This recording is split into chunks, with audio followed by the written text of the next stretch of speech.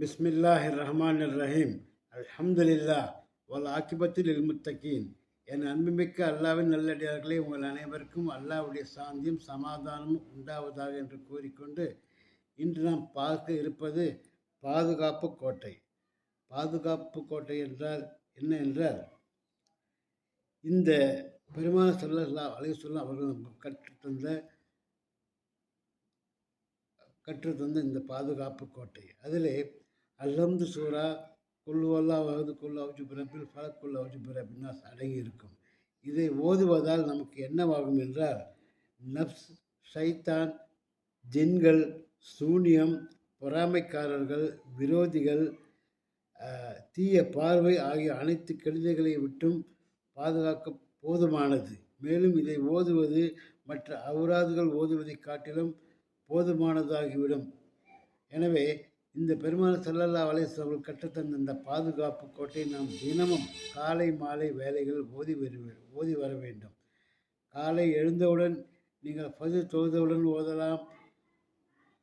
மாலையிலே இரவில் படுக்க போகும் எல்லா தொழுகைகளும் முடித்துவிட்டு வித்ர் வாஜிப் தொழுதவுடன் ஓதலாம். அல்லது படுக்கையில் இருந்து கொண்டே இந்த பாதுகாப்பு கோட்டையை ஓதலாம். எவ்வாறு ஓத வேண்டும் என்று கூறுகிறேன். அதாவது பிஸ்மில்லாஹிர் ரஹ்மானிர் ரஹீம் சொல்லிக்கொண்டு அல்ஹம்து சூராவை ஒரு முறை ஓதி விட்டுவிட்டு, அடுத்து குல் அவுஜு பிரபில் குல் ஹுவல்லாஹு சூரா 3 முறை, குல் அவுஜு பிரபில் ஃபலக் சூரா 3 முறை, குல் அவுஜு பிரபின் நாஸ் சூரா 3 முறை என்று ஒவ்வொன்றையும் 3 தடவை ஓதி கையிலே ஓதி முகம் உடம்பு எல்லாவற்றிலும்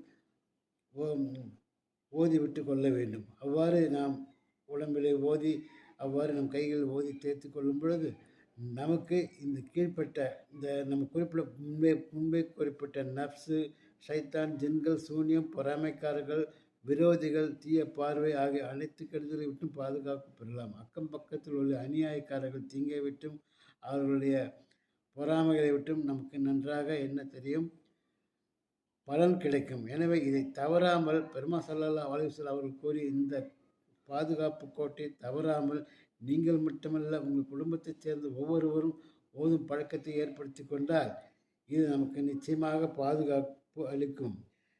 எனவே இதை தவறாமல் நீங்கள் ஓத வேண்டும் என்று உங்களை கேட்டுக்கொண்டு, உங்களுக்கு தெரிந்த உற்றார் உறவினர் அவர்களும் பகிருங்கள் என்று கேட்டுக்கொண்டு, வாய்ப்புக்கு நன்றி கூறி விடைபெற்றுக் கொள்கிற வாஹர் தாவானா அல்ஹம்துலில்லாஹி ரபில் ஆலமீன். அஸ்ஸலாமு அலைக்கும் வரஹ்மத்துல்லாஹி தஆலா வபரகாத்துஹு.